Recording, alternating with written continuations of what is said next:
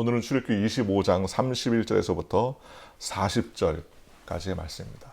등잔대와 기구들, 정확하게 말하면 등잔대, 그리고 불똥집게, 불집게, 불을 끄고 불을 끄는 집게, 그리고 불똥 그릇, 불순물이 나오면 그 불똥을 제거하는, 그름이 나지 않게 하는 그릇을 하나님께서 만들어라, 이렇게 말씀하는 것입니다. 그래서 등잔대와 그에 관련된 기구들을 하나님께서 이스라엘 백성들에게 만들라고 모세를 통해서 하나님께서 말씀하는 것이죠.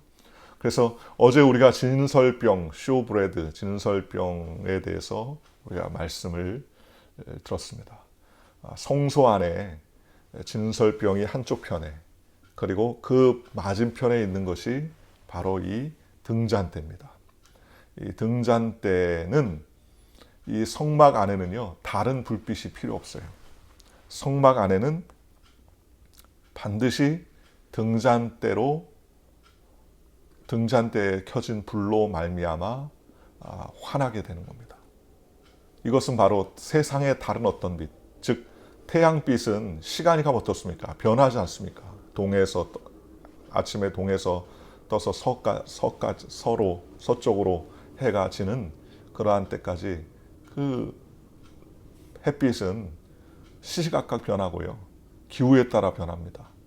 온도에 따라, 구름에 따라 또 그런 어떤 영향을 받는데, 태양빛이 이상의 지식과 명철을 이야기한다면 이 등잔대의 불빛은 영원하신 하나님, 성령의 하나님을 말씀하십니다. 그래서 요한계시록에 보면은 7 촛대 사이로 다니시는 하나님께서 라고 말합니다. 그게 하나님의 영이죠. 하나님. 그래서 이 등잔대로 성막을 비추는 거예요.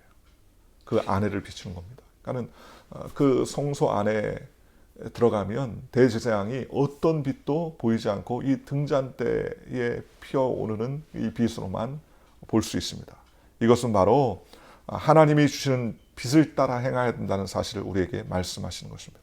성소에 봉사하는 제사장들, 레위인들이 그 성막 안에 들어와서 인간적인 불빛이나 그런 것으로 하는 것이 아니라 온전히 하나님의 빛으로 그렇게 해야 한다는 것을 우리가 확실하게 그렇게 알아야 된다는 것입니다.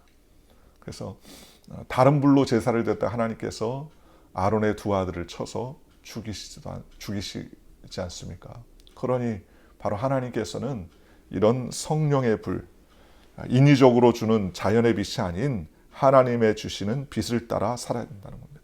오늘날 예수 믿는 저와 여러분도 마찬가지죠. 하나님께서 주는 빛으로 살아가야 함을 우리에게 말씀해 주셨습니다. 또 앞서 언급했던 것처럼 첫째 등잔대의 위치는 떡상 바로 맞은편에 위치합니다. 그리고 성소에는 이 세 가지가 있어요. 등잔대와 그 다음에 떡상이 있고요. 그 다음에 지성소에 들어가기 전에 향단이 있습니다. 분향단이죠.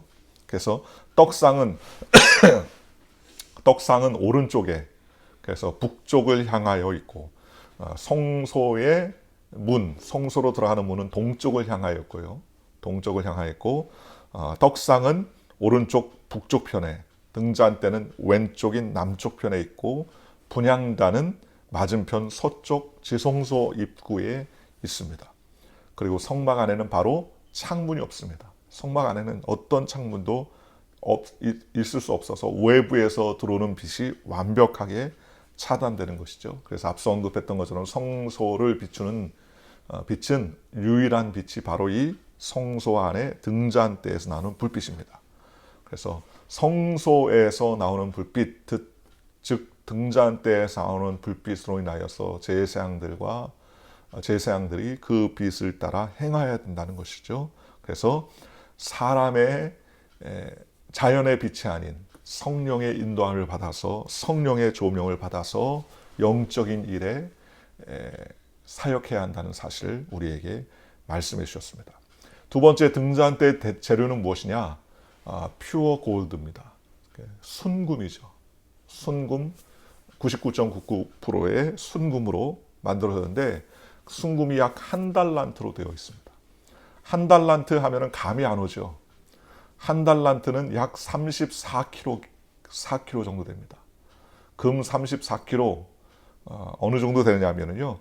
금 한 돈이 보통 우리가 금 한 돈이 보통 20만 원이 넘지 않습니까? 요즘 금 한 돈이 한 2, 3만 원 뭐 이렇게 하는데 금 한 돈이 약 3.75g입니다. 킬로그램이 아니라 3.75g이 금 한 돈이고요. 금 1kg은 약 266돈입니다. 1kg이 266돈이에요. 여러분 보통 반지 하나가 몇 돈 하는지 모르겠어요. 제가 몇 년 전에 한국 갔을 때 어머니께서 그 금 5돈인가를 반지로 했는데 굉장히 크더라고요. 금 5돈. 그런데 금 1kg가 약 266돈인데요. 34kg면 제가 어저께 저녁에 계산해 보니까 9,067돈 정도 됩니다. 9,067돈. 그러니 약 20만 원 정도로 환산을 하니까 한 20억 정도 되더라. 20억 정도. 금 20억 정도 되는 등잔대예요. 어마어마하게 비싸죠. 그 당시에도 금이 상당히 고가의 그런 귀금속 아니겠습니까? 그런데 특히 이 금 등잔대는 순금인데 이걸 갖다가 조각조각 만들어 가지고 이어붙인 것이 아니라 금 한 달란트를 쳐서 만들었어요. 우리가 보통 이제 단조라고 하죠. 쳐서 만든 것을 단조라고 하고 틀에 부어서 만든 것을 주조라고 하는데 단조 그 한 달란트를 쳐서 등잔대와 그다음에 불똥 집게와 불똥 그릇까지 다 한 달란트로 하나님께서 만들었습니다. 이것은 바로 예수 그리스도께서 우리를 위해서 몸을 찢고 고난 받으실 것을 예표하는 것이죠. 금 한 달란트를 쳐서 단조해서 그 하나도 이음 없이 만들어낸 것. 오늘날에도 이 등잔대를 갖다가 한 달란트를 쳐서 만들 수 있는 기술이 아직 없습니다. 기술이 없어요. 그래서 그러면 성소에 나오는 달란트 등잔대가 어떻게 생겼느냐 여러분들에게 보여드리겠습니다. 요 사진에 보면 등잔대가 나오죠. 그래서 이게 바로 한 달란트로 만들어진 거예요. 한 달란트. 그래서 이 6가지의 오른쪽에 3가지, 왼쪽에 3가지가 있고 중간에 중간 기둥 한 가지가 있죠. 이 중간 기둥으로부터 시작해서 이 가지들이 나와서 이렇게 7개의 불빛들이 나오게 됩니다. 영상에 지금 나오는지 안 나오는지 나오고 있습니까? 네. 이렇게 해서 등잔대가 되는데요. 그 내용들이 보면은 성경에 보면은 살구꽃 형상으로 맑았습니다. 살구꽃. 그죠? 이 살구꽃은 1월 하순쯤에 피는 꽃입니다. 1월 하순. 그래서 모든 꽃들에 깨어있는 꽃이다라고 그렇게 말합니다. 그래서 오늘 성경 쭉 내용에 보면 좀 헷갈리죠. 도대체 뭘 얘기하나 모르겠지만 이 그림을 딱 보면 좀 이해할 수 있을 겁니다. 그죠? 그래서 줄기와 잔과 꽃받침과 꽃을 한 덩어리로 연결하고 그랬습니다. 한 덩어리로 연결해라. 한 덩어리입니다. 저 그림에 나오는 그 모든 것이 한 덩어리고 가지 6을 등잔대 곁에 나오게 하되. 그죠? 등잔대에서 가지 6이 이렇게 쫙 벌어지는 것이죠. 하나는 3가지. 지금 그림에 나오는 하나는 3가지가 이렇게 나오고 또 그리고 다른 3가지는 저쪽으로 중간에 대를 중심으로 해서 양쪽으로 이렇게 가지들이 나오게 되는 것이죠. 그래서 이쪽 가지의 살구 형상의 잔색과 살구꽃 형상의 잔셋이 있죠. 그리고 꽃받침과 꽃이 있게 하고 저쪽 가지의 살구꽃 형상의 잔셋과 꽃받침과 꽃이 있게 하며 등잔대에서 나온 여러 가지 6을 같게 할지며 똑같이 대칭을 이루게 하라는 것이죠.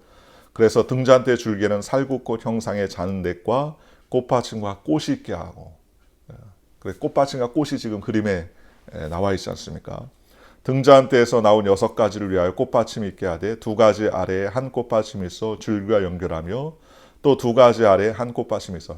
쉽게 말하면 지금 중간에 있는 대에서부터 2가지가 나와서 올라가고 2가지가 나와서 올라가고 2가지가 또 나와서 올라가라 그 말입니다.